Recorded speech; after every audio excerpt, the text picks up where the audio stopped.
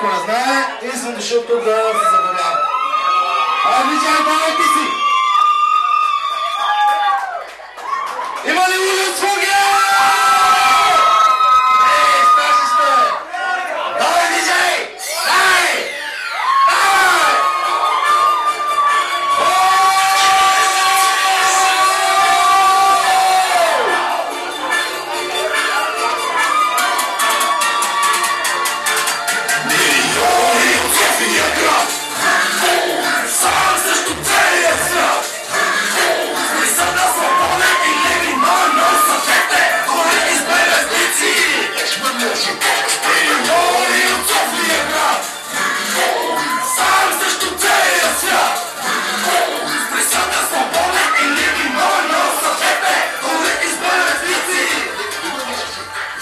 Всички знаем, че сте един от най-успелите български рапъри в момента. Как се чувствате?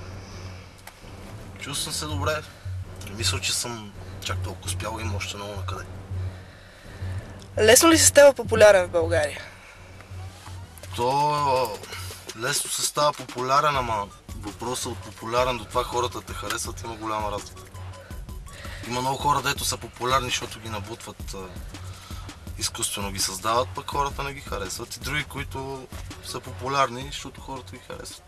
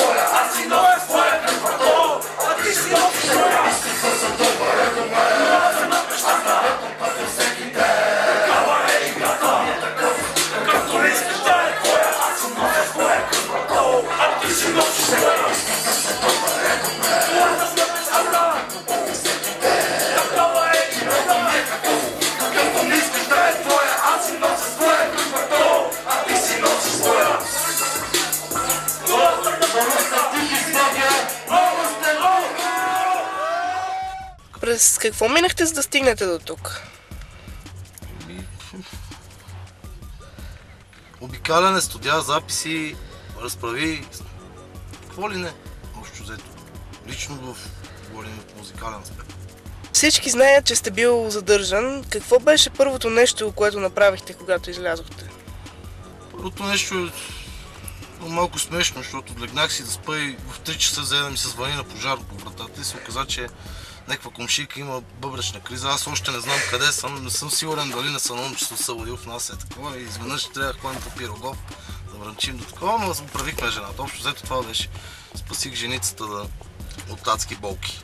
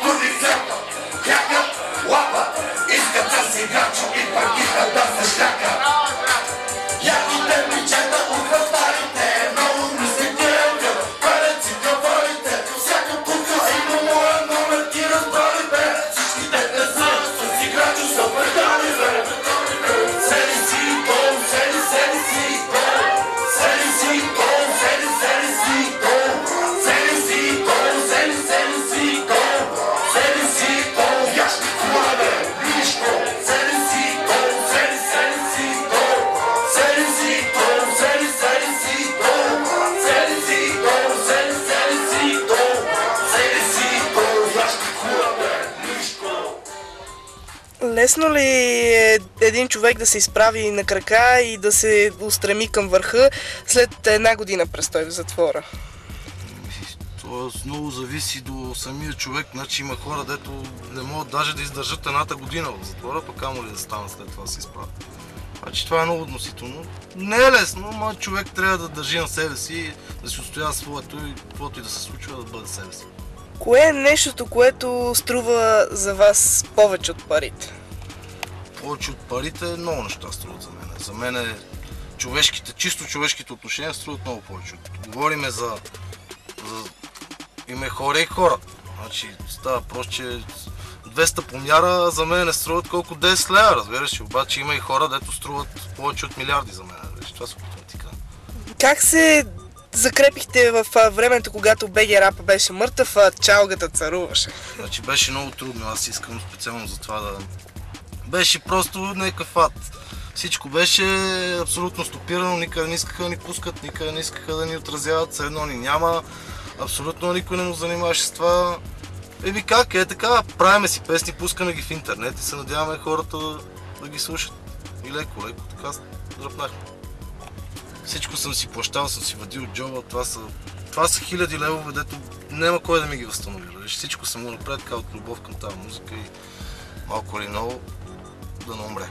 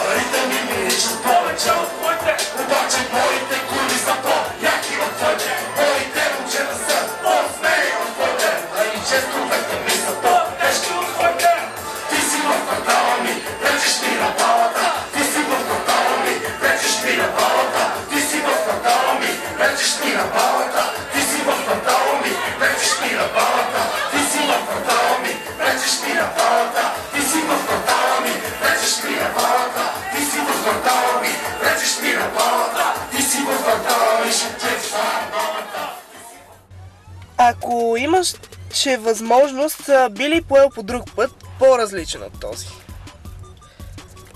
И човек е това, което му определя съдбата. Аз поне вярвам в това. Така че съдбата е тази, която ме е направила това, което съм сега. Така че не. Какво мислиш за другите БГ рапъри и какво би казал на тепърва прохождащите млади таланти? Какво мисля? Аз много не ги слушам, да ти кажа. Трябва да бъда Трябва да ти излъжа, ако ти кажа, че мисля нещо. Не мисля за тях общо взето. Не ми влизат. Мисля за моите колеги от София, от Картела Рекърдс. Те са доста голямо ниво. Там нататък, какво да мисля, другите не ме интересуват. Какво мислите за нашия град? Аз за първ път идвам във вашия град, много ми харесва. В интерес истина, това си коментирах на момчето, че е много яко. Аз очаквах, че ще е някакво малко сбито такова град, че едва ли не се отцепак.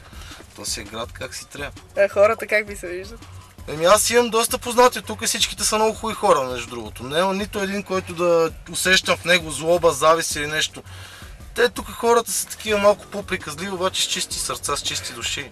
Така съм ги преценил.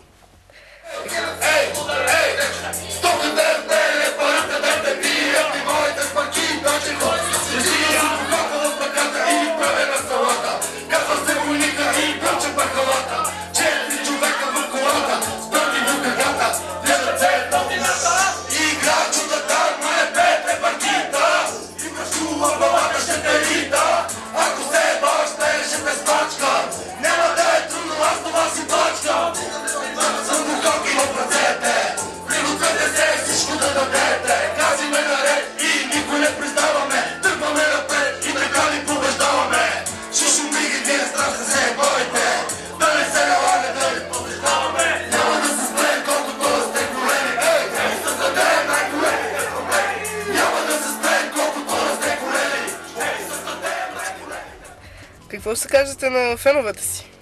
Ще кажа? Искам да им пожелая да си прекарат много хубаво коледните празници. Аз лично съм им подготвил коледна изненада, подарък, песен, която ще пусна точно на Коледа. Казва се "Дойде момента". Тя е подарък от мен за тях за Коледа. Да им кажа да гледат да са добре, че в тия времена това не е важното, да се оцелява. Значи това пожелавате и на зрителите, и на феновете. Пожелавам им да разцъфтяват и да преуспяват, но в тия времена е малко трудно, така че кой как може да се оправя. Благодаря ви. И аз ви благодаря.